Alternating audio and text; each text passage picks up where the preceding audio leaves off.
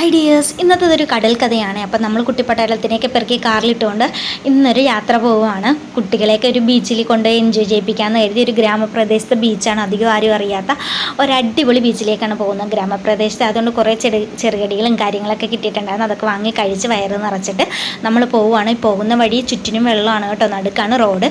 അപ്പോൾ ഇത് ചെമ്മിപ്പാടമാണ് ഈ കാണുന്നത്. എന്ത് രസമാണെന്ന് ഇവിടെ കയറിയിരുന്ന് ഫോട്ടോ എടുക്കാനും കാറ്റുമൊക്കെ കൊണ്ട് അങ്ങനെ ഇരിക്കാനും. നമ്മൾ പോകുന്ന വഴിയിൽ വലിയ തിരക്കോ കാര്യങ്ങളോ വാഹനങ്ങളോ ഒന്നും തന്നെ ഇല്ല. അങ്ങനെ നമ്മൾ ബീച്ചിലെത്തിയിട്ടുണ്ട്. ഇത് ചെല്ലാനത്തെ പുത്തൻ തോട് ബീച്ച് എന്ന് പറയുന്ന ബീച്ചാണ്.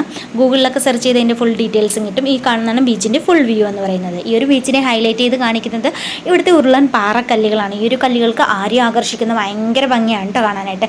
ഫോട്ടോഷൂട്ടിനും കാര്യങ്ങൾക്കും ആയിട്ട് ഇവിടെ ആളുകളൊക്കെ വരാറുണ്ട്. അപ്പോൾ നമ്മൾക്കും ഫോട്ടോസ് എടുക്കാനും വീഡിയോസ് എടുക്കാനൊക്കെ പറ്റും. പിന്നെ കടലിനോട് ചേർന്ന ഭാഗത്ത് പോയിട്ട് വീഡിയോസൊക്കെ എടുക്കുന്നത് റിസ്ക് ആണ്. അതുകൊണ്ട് കരയോട് ചേർന്ന ഭാഗത്ത് നിന്ന് സേഫ് ആയിട്ട് വേണം എല്ലാവരും വീഡിയോസൊക്കെ പിടിക്കാനായിട്ട്. അധികം ആൾത്തിരക്കോ കാര്യങ്ങളോ ഒന്നുമില്ല.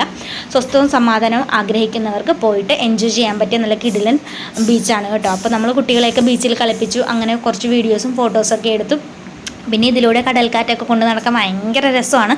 കാരണം ഒരു ബഹളവും ഇല്ല, ഒരു ശല്യവും ഇല്ല. നമ്മൾക്ക് സ്വസ്ഥമായിട്ട് സമാധാനമായിട്ട് എൻജോയ് ചെയ്ത് നടക്കാം. ഫാമിലിക്ക് പോകാൻ പറ്റിയ ഒരു കിടിലൻ ബീച്ച് തന്നെയാണ്. അങ്ങനെ നമ്മൾ കടലിൽ കളിച്ച് മതിയായപ്പോൾ കരയിലോട്ട് കയറി.